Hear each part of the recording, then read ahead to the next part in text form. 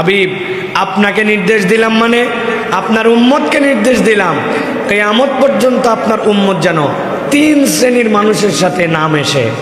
কয় শ্রেণী? এদের সাথে যেন কোনো সম্পর্ক না রাখে। 1 নম্বর, মান আগফালনা কলবাহ, যেই মানুষেরা আল্লাহ রাব্বুল আলামিনের জিকির থেকে নিজেদের অন্তরকে দূরে সরায় ফেলছে, গাফেল বানায় ফেলছে।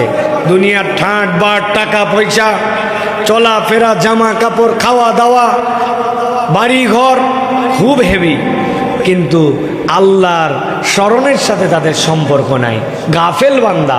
রসুল আপনাকেই কেবল নির্দেশ দেওয়া হলো না, আপনার উম্মতকেও দায়িত্ব দেওয়া হলো এই গাফেল বান্দাদের সাথে তাদের যেন কোনো দোস্তি না থাকে, তাদের যেন সম্পর্ক না থাকে, তারা এড়াই চলবে এদেরকে। এটা 1 নম্বর।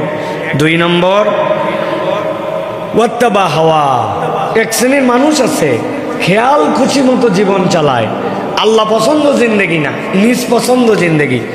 আল্লাহ মানে না এরকম না, তবে আল্লাহ ততদূর পর্যন্ত নেয় যতদূর উনার লাগে, আর যে পর্যন্ত যে লাগে না আল্লাহকে বাদ দেয়। 30টা রোজা রাখে, রোজায় পানিও খায় না, রোজায় খাদ্যও খায় না, আল্লাহ মানা করছে। কিন্তু ঈদের দিনে বেহায়া পোশাক পরে বাহিরে ঘোরাফেরা করে, ঈদের দিন থেকে নামাজ কালাম বাদ দিয়ে দেয়, রোজাও রাখছে আল্লাহর নির্দেশে, ঈদের আনন্দও করছে নিজের অন্তর যেরকম চাই এরকম করে। আল্লাহ বলছেন ওয়াত্তাবা হাওয়া, তার সাথে সম্পর্ক রাখবেন না। আপনার তার সাথে খাই খাতির রাখার কোনো প্রয়োজন নাই, যে মন পছন্দ জিন্দেগি চালায়।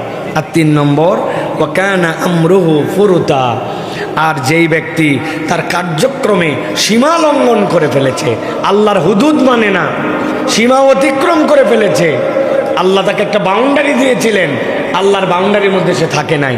তার পয়সা দরকার, এখন সেটা সুদে নাকি সুদে না এই বিবেচনা করার সময় নাই, আল্লাহর সীমা অতিক্রম করে চলে গেছে সে। তার টাকা দরকার, ধার নিয়ে নিছে সুদে।